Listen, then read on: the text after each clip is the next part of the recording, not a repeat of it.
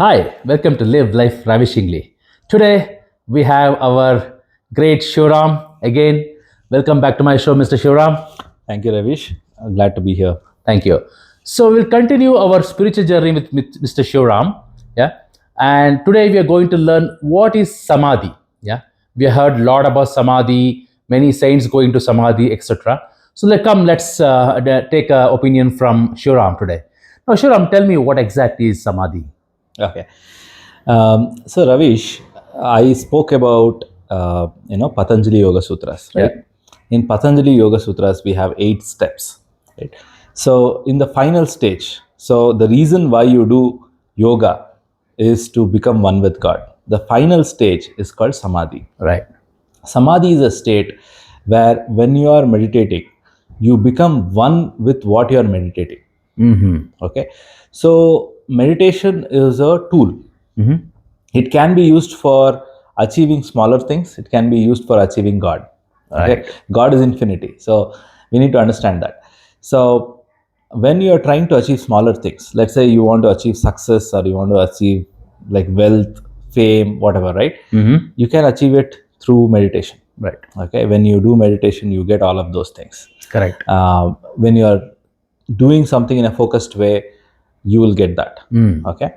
And when you are highly focused and when you become one with what you are meditating, they say that the process of meditation, the person who is meditating, and the object of meditation is you are meditating on something, all the three become one. Oh. Okay, that is the state of Samadhi. Great. So to reach Samadhi, you need to basically achieve higher level of spiritualization, spirituality, right? It comes by practice. You need to do a lot of practice. Sometimes it may take few lifetimes to achieve Samadhi. Like we have spoken about reincarnation, Right. So reincarnation is where a person is reborn again and again, right? So it is said that many people to reach Samadhi, they will do meditation over multiple lifetimes. Oh. Okay. And to reach Samadhi, so you can reach Samadhi through bhakti as well. Bhakti is devotion. You can reach Samadhi through that. You can reach Samadhi through Gnana Yoga, that is by knowledge. You can reach Samadhi by doing good work as well. But that takes huge amount of, all these three things take huge amount of time. Correct. The fastest way to reach Samadhi is to do meditation, because when you are doing meditation, you are giving your 100%. You're not holding back anything. Got Right? So that is the reason, that's the fastest way of achieving Samadhi. Right. Fantastic. Okay, tell me, Shivaram, are there different types of Samadhi? If yes, what are the different types of Samadhi? Okay. So I also want to talk about what happens when you go into Samadhi. Okay. So that you understand the types of Samadhi. Okay. When you sit and meditate, when you go to higher and higher levels of meditation, slowly your heart rate reduces. Oh. Okay. It slows down because your body doesn't need oxygen. It doesn't need outside source of prana. It is getting prana from the inside. Got it. So it is already energized. Okay. So that is the reason the heart starts beating slower and slower. Your breath reduces. Okay. And it may go to even zero, in the sense the heartbeat can go to close to zero. The breathing can also go to zero. That doesn't mean the person is dead. Okay. The person physically doesn't die. Okay. So we spoke about the misconceptions of Samadhi in the past video, right? Where we believe that in certain cultures we use the word Samadhi in a general way and it means death, right? Yeah. It is not death, right? It is a state where you are fully connected to God. So you have this immense source of inner vitality which is coming in, energy, life energy which is coming in, and hence you don't need to breathe or eat food or things like that. You must have heard of stories where saints go and sit on meditation for years, 100 years, 500 years, people have these stories, right? If not that long, even for 10 years, 15 years, things like that, where even the anthill is growing over the body of a person in the forest. And how is that possible? If you move around, it cannot grow, right? At least you need to eat food, right? Correct. So what is happening there is you don't need food, you don't need any kind of energy, your body is sustained by itself. It doesn't age, and you can stay in that state for a long time. Got it. Okay, the only way you come out is you decide to come out. Got it. Okay, so you decide and you come out. It is also said that in the state of samadhi, you have this immense happiness which happens. It is not happiness, it is joy. Got Okay, we use the term as ananda. Okay, paramananda, and so on. So it is said that it is any pleasure you take, worldly pleasures, right? You take the worldly pleasures and multiply it by 1,000,000,000.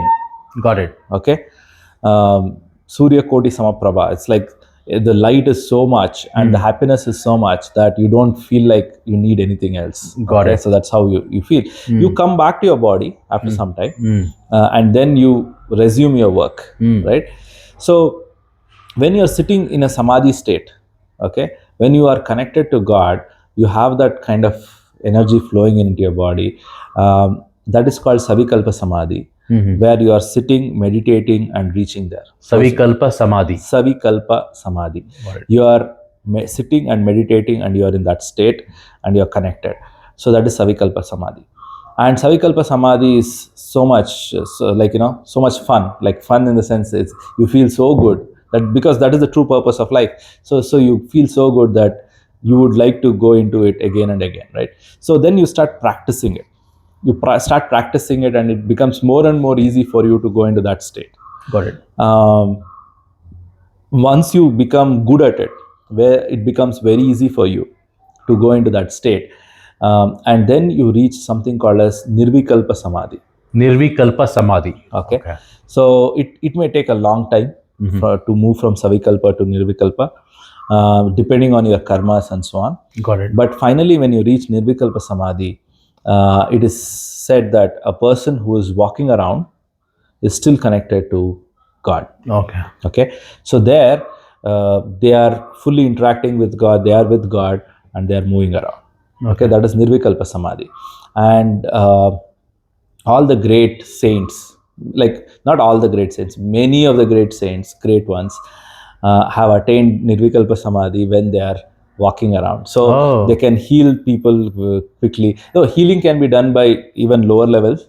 Okay, they can do things, miraculous things, and they don't do anything without the permission from God. Got it. Okay, so they are not, because they have completely surrendered to God. So you can reach savikalpa samadhi or nirvikalpa samadhi, actually nirvikalpa samadhi, only when you fully surrender to God. Got it. Okay, and one more thing happens in this process. All your karma, which is stored up, all the previous janmas karma which is stored up, is released. Like in the sense, it is burnt off. It's gone. Nullified. When you reach nirvikalpa samadhi, all the previous janmas karma is nullified. It is gone.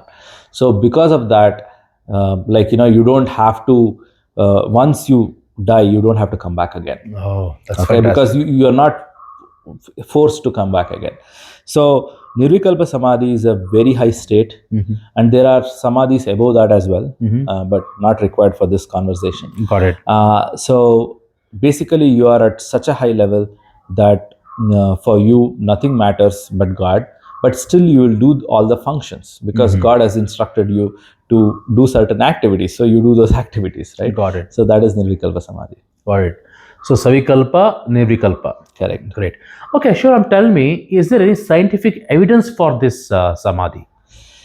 Yeah, so scientific evidence in the sense, what happens is people when they reach samadhi, as I told you, the heart rate goes down. Correct. Okay, and the breathing goes down, and these things can be measured.